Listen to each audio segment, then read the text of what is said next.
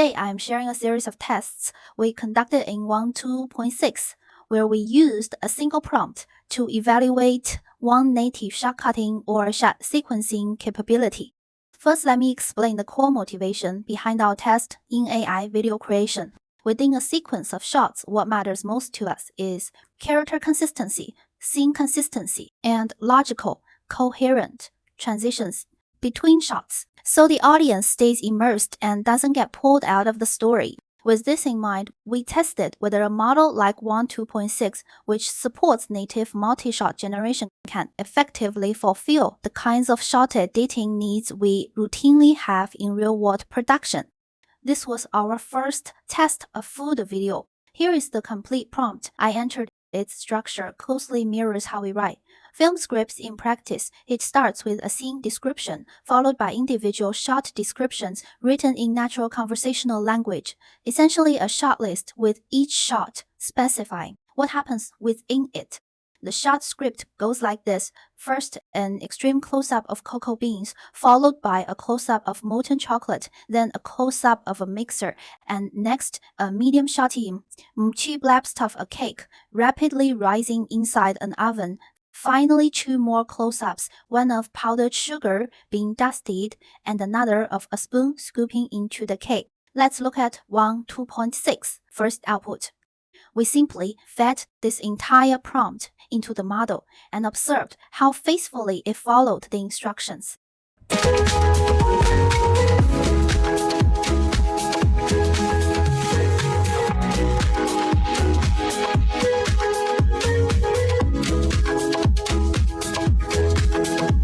As you can see, the visual quality is very high.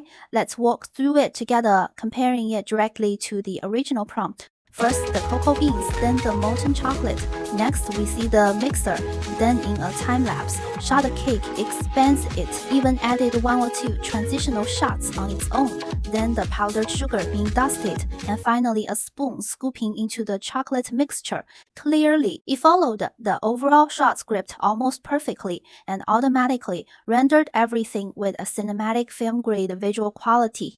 That was our first case. After seeing this result, we were thrilled, and we wondered, when applied to other visual styles, can WAN2.6 also respect the inherent shot-cutting rhythm of that style?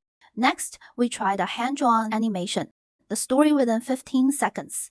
A secret agent cat receives an envelope marked Top Secret, carries it across the city, arrives at a hotel, and hands it to the doorman. Take a look at the result ending with a reaction shot of the doorman. Let's see one direct output. First, the envelope labeled Top Secret. The cat picks it up, then runs through the city and arrives at the hotel. The cat hands the envelope to the doorman, followed by a reaction shot of the doorman. While not 100% perfect, we were truly amazed by the stylistic continuity as well as the consistency of both character and environment. Even the propped pink envelope was rendered faithfully throughout. That's extremely impressive. And beyond hand-drawn animation, it also learned the shot-cutting language of other styles remarkably well. For example, we also tested a classic anime running sequence from Japanese animation. A character runs, shown through a rapid series of close-ups, starting with their sneakers, then blurred background shots, hand close-ups, facial expressions, and finally pulling back into a wide shot of the entire city. This is a very iconic shot sequence. Now, let's look at WAN2.6 direct output. Here we see the hand reaching out, followed by a facial close-up, then arriving in the city, and finally pulling back to an extreme wide shot. We think the result is excellent and genuinely surprising. This leads us to believe that with even more precise prompt descriptions, the output could align almost exactly with your creative vision. After this live session, we will share all our prompts with you and look forward to exchanging ideas. Next, we tested another common cinematic pattern frequently used in superhero films when introducing a character, a sequence of extreme close-ups on body, parts and feet, a close-up of their weapon, followed by an eye close-up that pulls back to fully reveal the character. We wanted to see if WAN2.6 could generate this classic character intro sequence directly in a 15-cent clip. Here is my full prompt describing a cyberpunk mech agent. Let's see the result. Hand close-up, foot close-up, then a shot of his gear followed by a facial close-up and finally a pullback to reveal the character in his environment. The shot cutting language feels very natural, so I'd say it handled this character intro sequence extremely well. We also tried a horror movie trailer strings 15 or 30 seconds length, align perfectly with how we typically imagine film trailers or commercials. So we asked, can we use WAN2.6 to directly generate a horror movie trailer? In horror trailers, the typical pattern is start with a series of intense close-ups in the first few seconds to build tension and atmosphere, followed by an establishing shot that reveals where the story takes place. Then, just as you sense something is about to jump out, scare you, it suddenly cuts to black, followed by coming soon. That's the basic formula for a horror trailer. Let's look at one's output generated directly from a single prompt. First, an establishing shot of the environment, then a close-up of a light bulb, a close-up of a TV and the light bulb exploding back to the environment, then a hand close-up, just as something seems about to happen. Coming soon, right? Coming soon to theaters. I think this result is also excellent and definitely worth further refinement. We also experimented with sports style shots mimicking a Nike commercial. We even tried placing a small logo in the top left corner. Take a look, it's all about athletic motion. It clearly learned the typical cutting rhythm of sports footage. Foot close-up player, pre-firing, shoot camera follows the ball, swishing through the hoop. Cut to a wide shot of the crowd cheering, very textbook. We also tried a pixel art, game-style, character intro, specifically an introduction to the 4 heroes from Journey to the West. Again, generated directly from a single prompt. It starts with San Wukong, then Zhi Baqi, followed by She Wujun, then Tripitaka. Finally, a heroic group shot of all 4 together.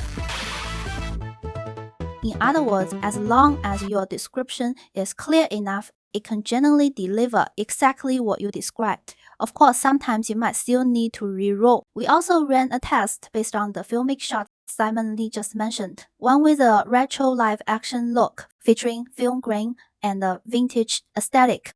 We used this style in a shot sequence that begins with an extreme close-up of a cola bottle, then a close-up of a hand holding a cigarette, then pulls out from the shadow of a figure in the mirror to reveal the character, introducing them through visual mystery. It ends with a profile close-up of the character.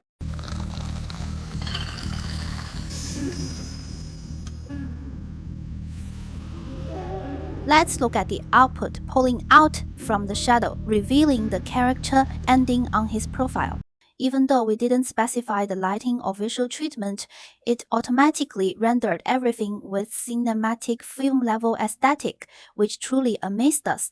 This lets us focus purely on what happens in the shots, not how they look. Finally, here's another sequence I particularly love, one used in fantasy films to introduce a new world. The standard pattern goes like this. Start in a narrow confined passage to build suspense, then suddenly open up into a sweeping long shot that reveals the entire fantastical world in a wide panorama. Next, cut to close-ups of magical details to showcase the world's texture and wonder, then finally return to a reaction shot of the protagonist.